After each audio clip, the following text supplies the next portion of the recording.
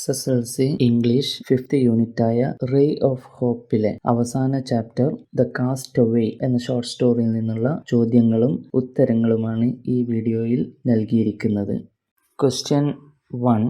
What really is the battle of gods and demons mentioned here? ഈ കഥയിലെ തുടക്കത്തിൽ പരാമർശിച്ചിരിക്കുന്ന ദേവന്മാരുടെയും അസുരന്മാരുടെയും യുദ്ധം എന്നുള്ളത് കൊണ്ട് ഉദ്ദേശിക്കുന്നത് എന്താണ്? The battle of gods and demons mentioned here is the roaring storm, the pouring rain, and heavy thunder and lightning. ഇവിടെ പരാമർശിച്ചിരിക്കുന്ന ദേവന്മാരുടെയും അസുരന്മാരുടെയും യുദ്ധം എന്നുള്ളത് ശക്തമായ ഇടിയുടെയും മിന്നലിൻ്റെയും കൊടുങ്കാറ്റിൻ്റെയും അകമ്പടിയോടെയുള്ള പേമാരിയാണ്. Question 2.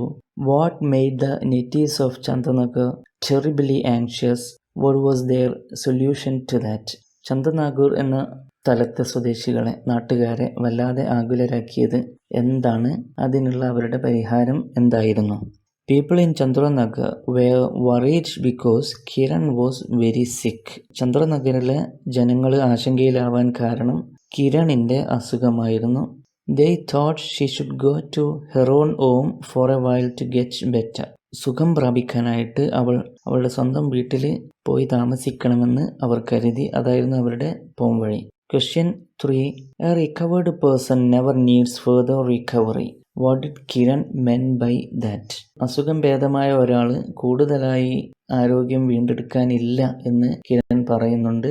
അവൾ എന്താണ് അതുകൊണ്ട് ഉദ്ദേശിച്ചത്?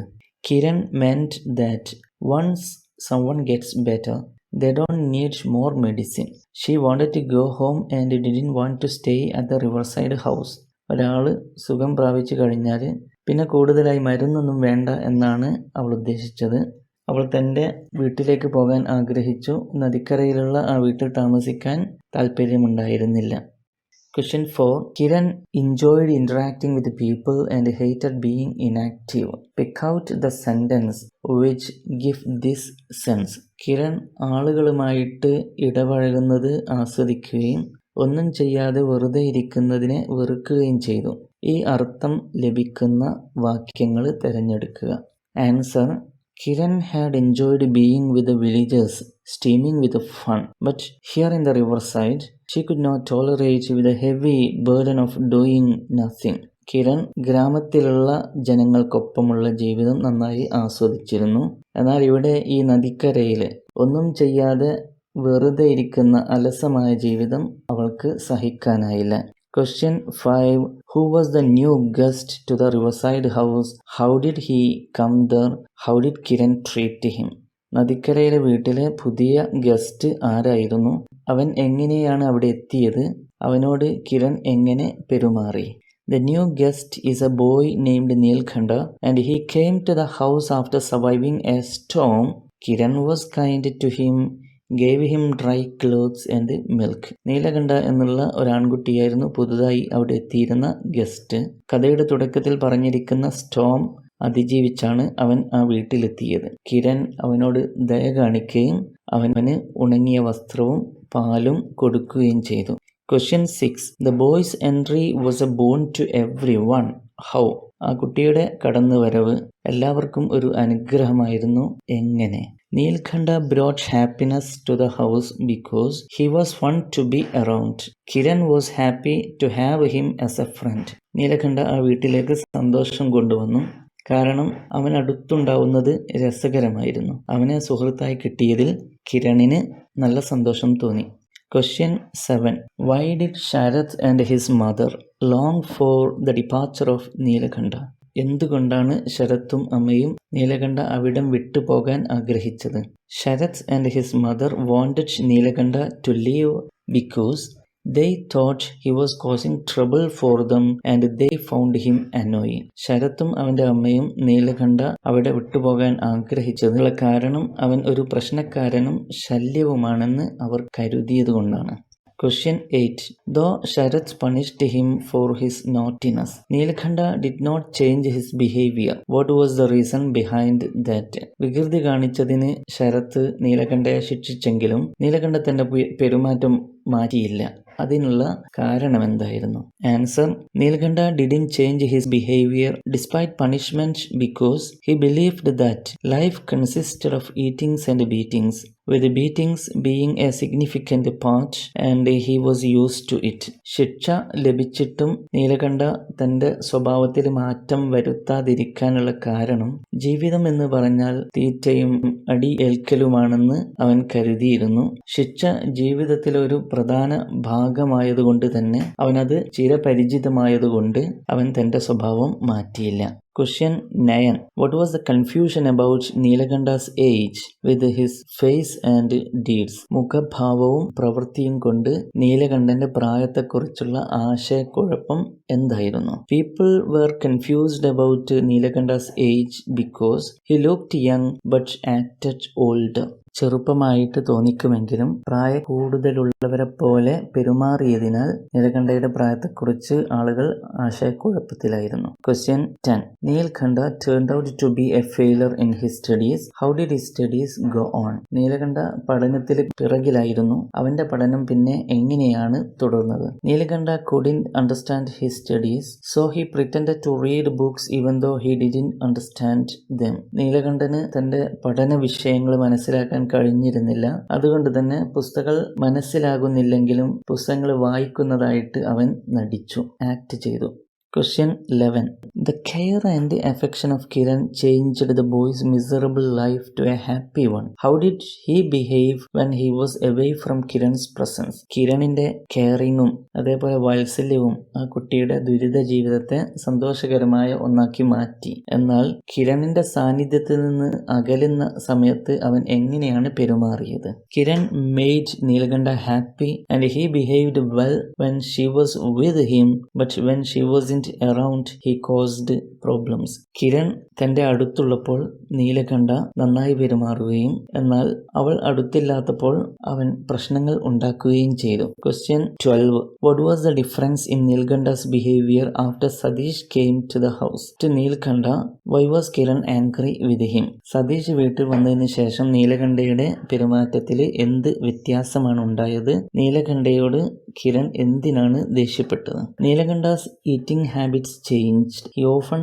left meals and he thought Satish's actions had made Kiran angry with him. നീലകണ്ഠയുടെ ഭക്ഷണശീലങ്ങളെല്ലാം മാറി അവൻ പലപ്പോഴും ഭക്ഷണങ്ങൾ ഒഴിവാക്കി സതീഷിന്റെ പ്രവൃത്തികൾ കാരണമാണ് കിരൺ തന്നോട് ദേഷ്യം കാണിക്കുന്നത് എന്ന് അവൻ കരുതി. Question 13. How did Neelakantha avenge Satish in his own way? സതീഷിനോട് തന്റേതായ രീതിയിൽ നീലകണ്ഠ എങ്ങനെയാണ് പ്രതികാരം ചെയ്തത്? Answer. Neelakantha avenged Satish in his own way by pretending to forget how to entertain Satish when Kiran asked him to do so. Kiran ആവശ്യപ്പെട്ടപ്പോൾ സതീഷിനെ എങ്ങനെ entertain ചെയ്യണം എന്നത് മറന്നതായി act ചെയ്തുകൊണ്ട് നീലകണ്ഠ സതീഷിനോട് തന്റേതായ രീതിയിൽ പ്രതികാരം ചെയ്തു. Question 14. What grave problem did Kiran and family have when they were about to move to their house in the village? കിരണും കുടുംബവും ഗ്രാമത്തിലെ വീട്ടിലേക്ക് മാറാൻ പോകുന്ന സമയത്ത് എന്ത് സീരിയസ് ആയിട്ടുള്ള പ്രശ്നമാണ് ഉണ്ടായത്? The problem was that they couldn't find Satish's missing ink stand and it caused a fight. സതീഷിന്റെ ഇങ്ക് സ്റ്റാൻഡ് കണ്ടെത്താൻ കഴിയാത്തതാണ് പ്രശ്നത്തിന് കാരണമായത്.